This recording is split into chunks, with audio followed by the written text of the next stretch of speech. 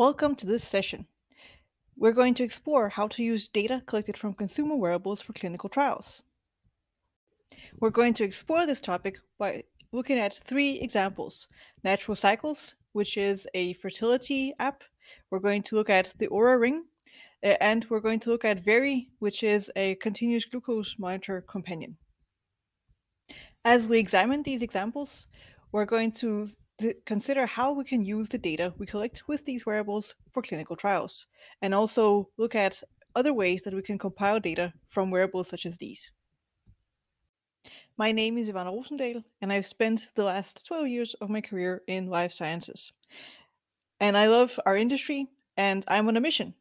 No patient should have to wait for novel treatment due to lack of trust in our organizations or due to lack of technology adoption. Now, my day job is being a senior director and head of commercial and medical IT at Ascendis Pharma. But today I'm not here for my day job. And just a disclaimer, all the content that you're going to see today is non-sponsored, and I only represent my own views. That being said, you're very welcome to connect with me on LinkedIn.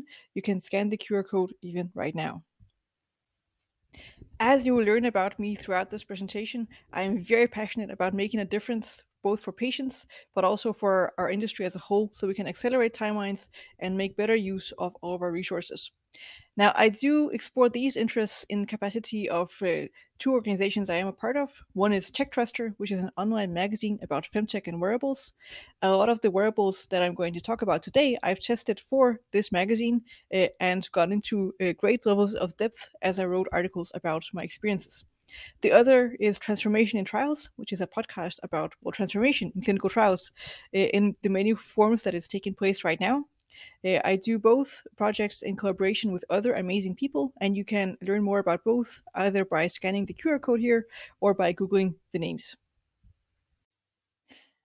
I'm a behavioral economist by training, and most people find that to be an interesting fact about me, since most of my life I worked with either process optimization or technology.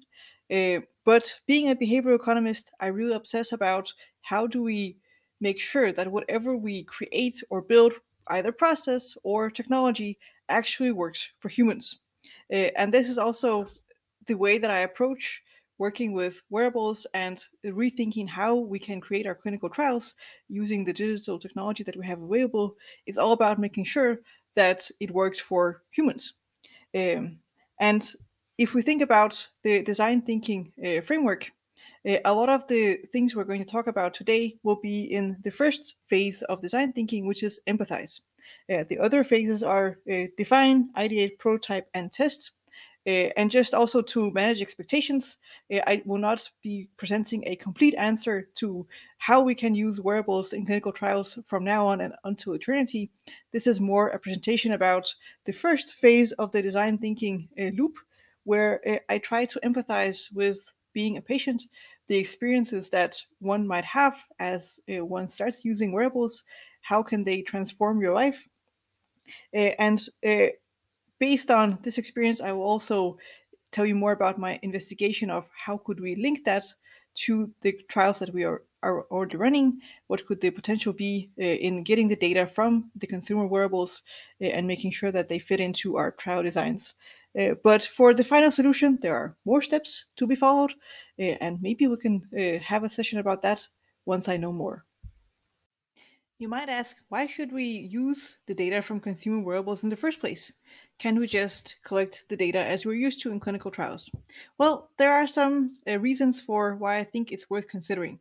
Number one is, well, they are out there. People have them, people use them, they collect data. That is a lot of data that we could be using that we're currently not. Uh, and also, they are designed as consumer products, and there are whole companies with groups of both user experience designers and engineers and people who would design for the consumer in mind and not for the clinical trial in mind, making these devices far superior to many of the things that we develop as an industry. The second reason would be convenience. Because when we use some of the data that patients collect already on their own accord, we'll have fewer visits to the clinic as part of the clinical trial. And also that If we use the wearables that people already bought on their own accord, there is a higher likelihood that they already integrate into people's lives and that they will use them the way that they're supposed to. The third reason would be data quality. And I don't necessarily mean better quality, but there is the topic of data quality. We will get data that is closer to the actual behavior of people when they're not stressed out about having to go to a clinic. And we can also get more continuous data as we measure it along the duration of the trial. But we will also get more noise because, well, funky stuff happens when we are in our houses. We get too close to the oven and our device gets hot, or we get too cold, or we forget to charge it, or something other happens. So, not necessarily higher quality data, but there is something about the quality of data. We will also have the ability to include a broader participation group in the trial because this people of all sorts have variables, but also that the trials that we can run come at a lower cost, and people will not need to have such a hassle of participating in the trial. So broader data in terms of participation, broader data in terms of collecting more data points, but also, well, more noise, less clean data, more messy data. Now let's take a closer look at the examples of wearables. The first example we're going to talk about is natural cycles. The first time I learned about natural cycles was from an article in The Economist. The reason why The Economist took an interest in natural cycles is because it's the first digital contraceptive that is approved by the FDA and is CE marked, meaning that it's approved on par with hormonal contraceptions. Natural Cycles is an app that uses the age old temperature method to predict fertility. It's an app and it has a thermometer or some device that needs to measure the temperature. Based on the temperature measurements, it provides you with an overview of when you are fertile and when you are not fertile, indicated in red and green days, seen here in a calendar view, but also in a cycle view. It predicts when you're going to ovulate, and also it indicates when it's a good time to either use other contraceptive methods during intercourse or abstain. Now, I could talk at length about what this specific app can do and what stuff I have learned from using it. But the most important thing is that natural cycles is as precise as the contraceptive pill if used correctly, but so is the contraceptive pill. Super interesting facts. And now let's talk a little bit more about how the data collected based on natural cycles can be used for clinical trials. Natural cycles is all about the science. And the way that they choose to collaborate with institutions and conduct clinical research is through partnerships. A good example here is this study that they did about the impact of the COVID vaccine on your menstrual cycle. Here they have published a paper. You can find the original publication here, where they investigate how does the cycle length, how is the cycle length impacted by the COVID vaccine. And well, for those of you who are excited, you can see that if you got both doses of the vaccine within one cycle, there was an average increase of cycle length of 2 days. They've conducted additional research based on this, and it is super exciting. But the whole point is that the way that they have chosen to collaborate and conduct research is by collaborating with institutions and then asking the users of the app to fill out additional surveys to fit the whatever it is investigated in the clinical trial. Meaning that for natural cycles, they use the enormous amount of people who already use their app to ask them additional questions and assemble additional data with whatever means they already have to collect the data. What we can learn from the natural cycles example is that here is a way that we can get solid, valid data on fertility. And we can cross-reference that fertility data with anything else that we would like to ask based on a survey that Natural Cycles would be happy to send out to their users on behalf of the sponsor company. We would not get the data itself. We would be able to get the results of the data, meaning that the natural cycles would keep the data but provide us with the results in the form of a publication. So that is one way that we can collaborate to create clinical data with a wearable. If you're curious to learn more about the trials that Natural Cycles conducted, you're very welcome to listen to the episode we did in Transformation and Trials with Dr. Jack Pearson and Sophie Esquivel from Natural Cycles about digital contraception in general, but also the data science-based clinical research that they do at Natural Cycles. You can find it on our website or wherever you listen to podcasts. And it was actually doing this podcast that led me to try the next wearable that we're going to talk about, which is the Oura Ring. Because as we were talking in the podcast, I realized that the thermometer that I had been using to measure my temperature was now obsolete, now that Natural Cycles had made a new collaboration with the Oura Ring to measure the temperature. So now instead of having to measure my temperature every morning, I just wear this ring. And I wear it constantly on my finger, and it can be very hard to see, but there are little chips inside that measure all kinds of stuff. Now, what exactly does the Oura Ring measure? It measures resting heart rate variability, body temperature. That's the one that I use for Natural Cycles. Sleep, sleep balance, sleep regularity, and also activity, and also the balance of that activity. It also combines those measures in all sorts of ways, telling me stuff about myself, such as which chronotype am I, meaning that I finally have proof that I am a night owl and should go to bed around 2 a.m. and ideally wake up around 10 in the morning. But I'll also show you another example of how I've used some of the stuff that the Oura Ring can show me for other means. One of the things that the Oura Ring compiles is the sleep stages that you go through during a night.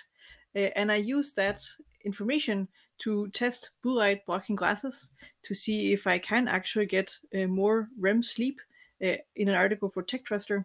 And I'll just show you that using the Oura Ring, I was able to see, well, does it actually make a difference if I wear the glasses? Do I get more REM sleep? Do I get less REM sleep? Spoiler alert, in average, when you do wear blue light blocking glasses, you get 5.7% additional REM sleep per night. Now, it's still, debate is still up on whether it's worth wearing the glasses for an additional 5.7% sleep. Now I'm digressing a little bit. Let's talk about how accurate the measurements are for the Oura Ring, because unlike Natural Cycles, Oura is not an FDA-approved device. But if you look at the data that Oura gives us, they do quote that they are near perfect when it comes to measuring heart rate and heart rate variability, and that they're comparable to a medical grade ECG device. Now, no one says you should trust the information that Oura provides on their website. I did try to look at other research, and frankly, based on my research, that's pretty much the consensus based on the publications out there, that Oura is actually pretty accurate when it comes to the measurements that they claim they can measure. I did manage to find one article that said that maybe it wasn't as accurate as the actigraph. You can look into that yourself if you're curious. But otherwise, I must say that most studies out there do support Aura's claims that they are, in fact, accurate. Now, what kind of research could you conduct using the data that you can collect with an Oura Ring? Oura themselves provide three examples of research that are currently being conducted with the Oura Ring, most of them focusing on some variability between what you can collect with an Oura Ring and aspects such as sleep or pregnancy or COVID-19 effects. Now, these three studies are conducted using the Oura Ring, but not necessarily in a collaboration with Oura, meaning that institutions are taking the Oura Ring and using it as a device in their trials, not necessarily purchasing the data of the results from Oura like we saw with Natural Cycles. So here we have a different kind of model. As a user of Oura, you can download your own data. You can also download a number of Aura data sets without having to do much about it if you have the permission of the user themselves. If you go above 10 data sets, you do need to apply to access the data. But Aura does provide information on how to do that and how to access it through the API. So once you have their approval for your research project, you can actually use the Aura data collected from other users with consent of the users and with consent of Aura. So, how could we use the Oura ring for clinical trials? Well, first of all, we would need to want to investigate something to do with heart rate, temperature, or movement, because those are the things that the Oura ring measures. Then we would need to ensure that we collect consent from the users of the Oura ring, but also Aura itself if it's above if it's above 10 subjects. And also, we could access the data through an API. So we do not necessarily just need to purchase the results, we could get a hold of the data itself. Aura also collaborates with lots of different apps where they take the data that you collect with Aura and add them into other health apps. We've already talked about Natural Cycles. They also work with Apple Health, Google Fit, Health Connect, Strava. Well, Natural Cycles was already talked about. Apple Watch. There's also Zero Fasting. So there are lots of options to use Aura in collaboration with some of their partners. Let's switch gears and talk about Very, an app that is a companion to a continuous glucose monitor. Now, for me, this was a purchase that I did based on an Instagram ad. I saw the ad for Very and thought, oh my god. Because 10 years ago, I was part of a project where we validated a continuous glucose monitor for a pharmaceutical company. And now I couldn't believe my eyes when I saw that you could buy continuous glucose monitors and an app to go with them just as a normal person online on a web shop. So when I saw that, I absolutely had to have one, even though they are a little bit pricey. So I went, clicked on the ad, completed my purchase without even thinking twice. And this is also the experimentation with wearables that most people have commented on because it is also the most invasive one. Now, Very gets its data from a continuous glucose monitor, and you can actually pick yourself which continuous glucose monitor you want to use it with. But as a standard, it comes with Abbott's LibraLink, as you will see here in my arm. That is the device that you need to insert into yourself, and it has a thin filament that measures your glucose in the fluid level right below your skin. Now, the way it works is that the device itself has a memory of 6 hours. So every 6 hours, you need to go into the LibraLink app that you see here and well, scan yourself, as I'll do now. It's completed the scan, and now the data is going to be transferred into the Very app itself. And what Very adds to the table is that it allows you to track your meals and provides you feedback on the meals and activity that you have and gives you a score for both the individual meal but also for your day, and also tells you what is your metabolic lifespan. Very measures a couple of things really well.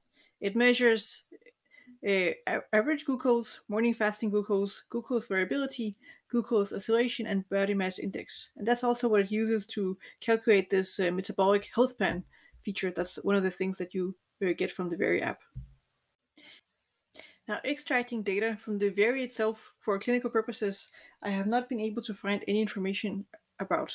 What it can do is that it imports other health data through the Apple Health Suite, but it does not publish the data back to the Apple Health Suite. So if you do want to use data from this kind of resource, it's easier to go the other way around and use the LibraLink data. That'll give you the glucose data, but you will miss out on all the meal data that Very collects, because Abbott's LibraLink is open to collaborations of many sorts, and the data from that side can be obtained for clinical purposes. So concluding on the Very app, if you're interested in endocrine health, this would be a great way to obtain data. You will not get far with the Very app itself if you want to obtain data about the health habits and meals of individuals. But if you go back to the original source of the data, the device itself, you can obtain. If you get approval from the individual users, you can use their data, and you can also get access to larger quantities of data from LibraLink if you create a partnership with Abbott. So it's a little bit a similar scenario as we have seen before, where the hardware producer itself is happy to collaborate if you have a good use case. When choosing which wearable you would like to use in your clinical trial, it all depends on what you want to measure, what is your area of study. In all cases, you'll need to get consent from the people whose data you'll be collecting, even if it's for an aggregated form. Either you need to obtain that consent or the provider of the solution needs to obtain that consent on your behalf. And it also varies if you can get hold of the data itself or if you can get the results that will be collected and digested by the company providing the data. Now, we've looked at 3 examples of how to get data from a specific wearable. But there is also an emergence of a new ecosystem in this space. We are at an outsourcing clinical trials conference. So it's worth mentioning that there are new players emerging in the marketplace specifically for this scenario. So if you look on the left, we have all the different types of wearables. And for this specific conversation, we can ignore what exactly they collect, because the important thing is we have a set of wearables that can collect data and can export data in many ways.